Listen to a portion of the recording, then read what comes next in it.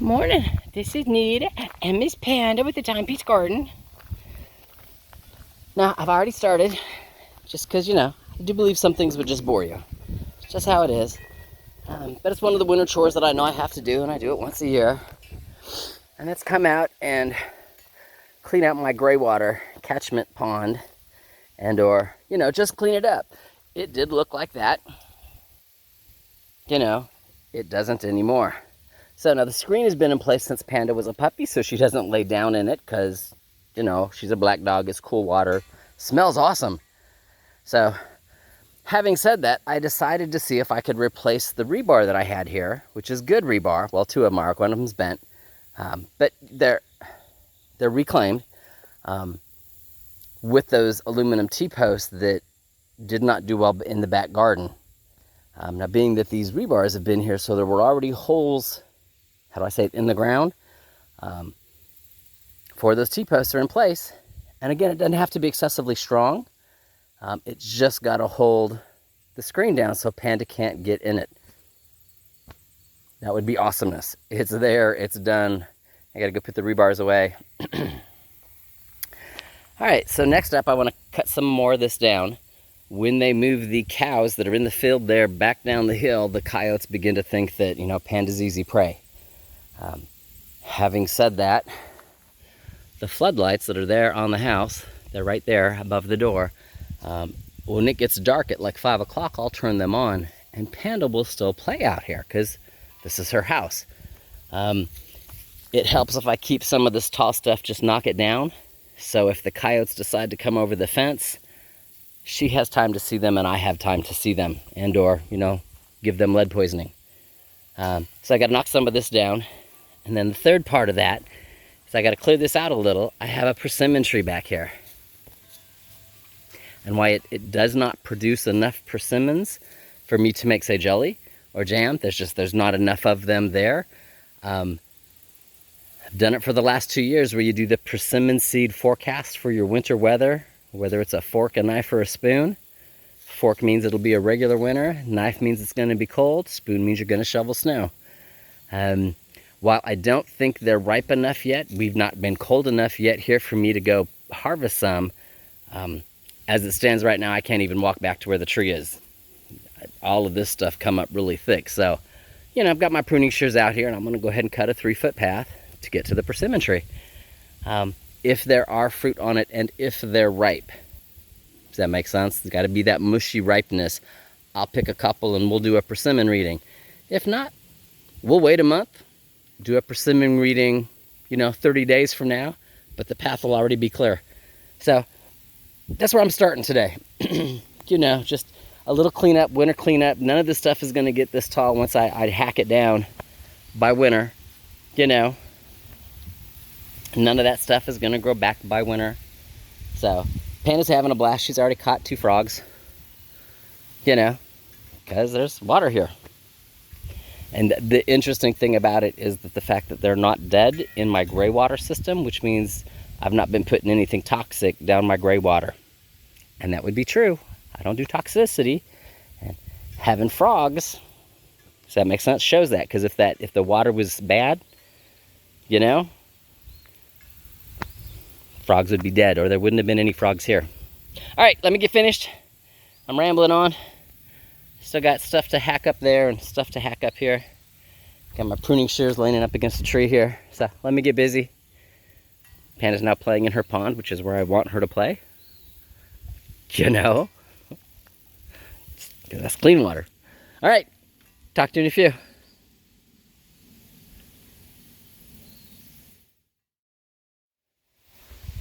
Alrighty, so I'm gonna clear a little more of the grass right here. Just make it so it opens up wide as I walk into this little path. You can see from here where I've already trimmed the grass to that's a pine tree, is clear. No scrub, no debris, no snakes, no scorpions, all the fun stuff. So, which is again why I did it. And I was correct, they're not ripe yet. They're still very green. Let me see if I can find one to zoom in on.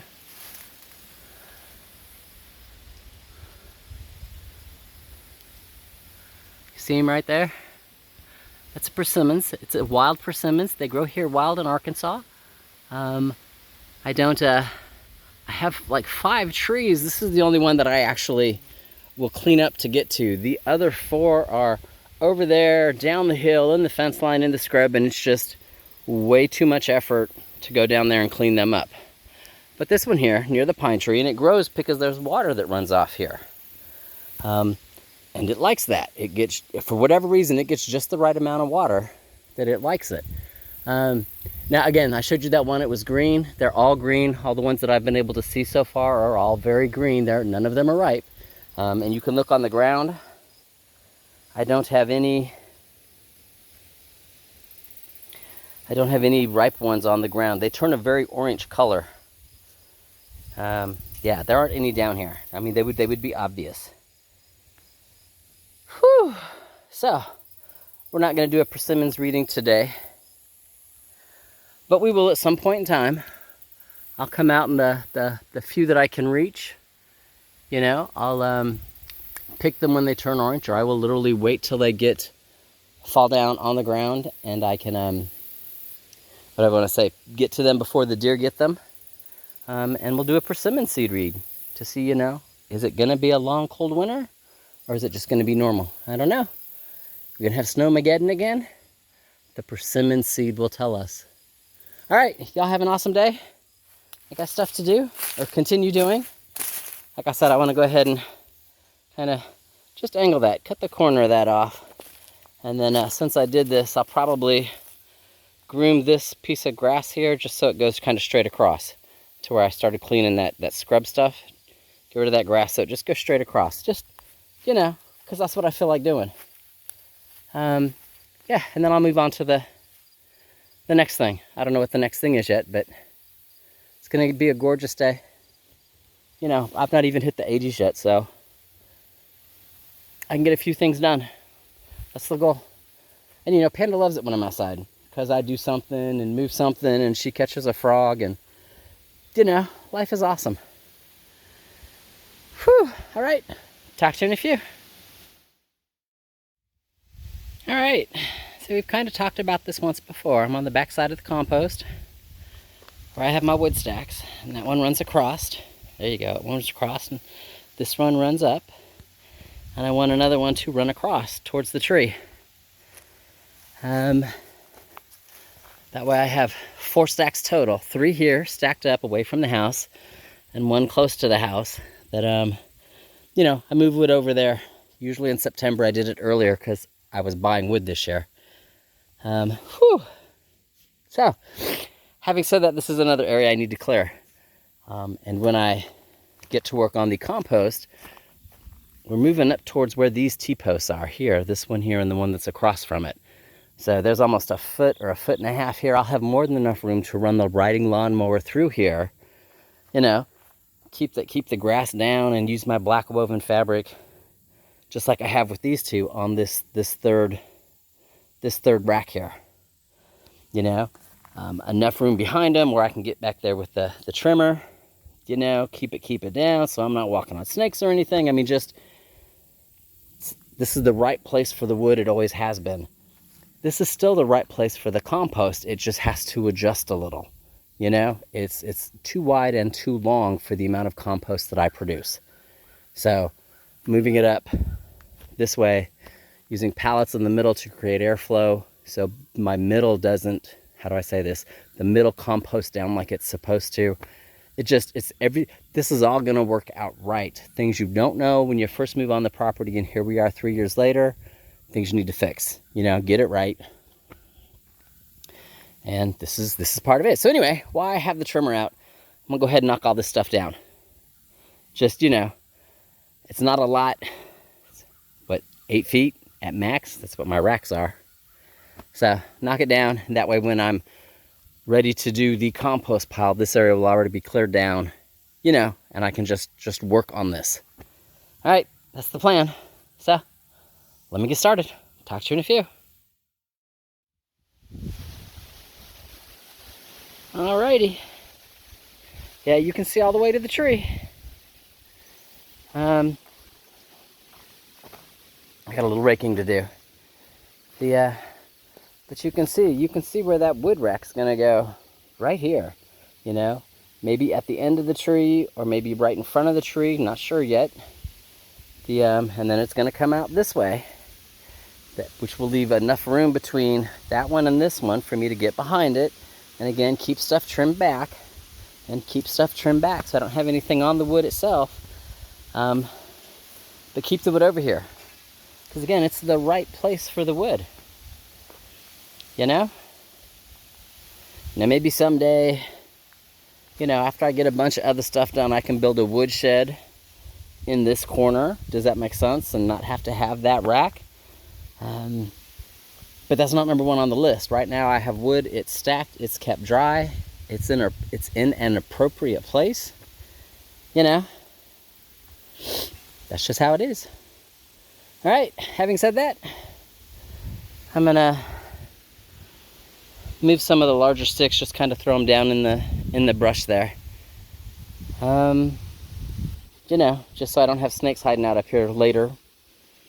And then move on to whatever my next task is. I'm not sure what I'm gonna do. It's probably gonna be lunch. It's really close to lunchtime. And we'll just go from there. Again, we're not supposed to hit higher than like 85 today. So I might go in, have lunch, come back and do something else. We'll see. If I come back, I'll talk to you later. And if not, I'll still talk to you later.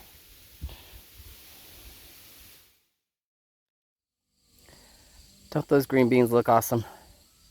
Just full of blooms. All these little purple blooms. All right, so see the rebar? Isn't that pretty? That's one of the 2 rebars that came out this morning for the gray water.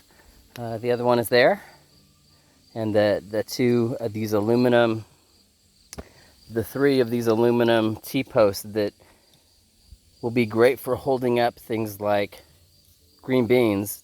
Not good for holding up the support wall. Took those out, put the rebars in. Number 3 rebar is over there. And number 4 rebar is right there, kind of laying across the paper. He's not in yet because I don't have the woven fabric in yet. So he'll wait a little while, but that's where he'll go. I did not take out the other 2 aluminum T-posts there because those both went in and went in deep. I'm not gonna take them out, you know? All right, so back to wood collecting. Had to turn the water on. Soaker hose. You know, soaking in like it's supposed to. All right, so let me go on. Finish stick collecting. I'm using the Gorilla Cart for collecting sticks and needed to go ahead and take the rebar out and put the sticks in. All right, talk to you later.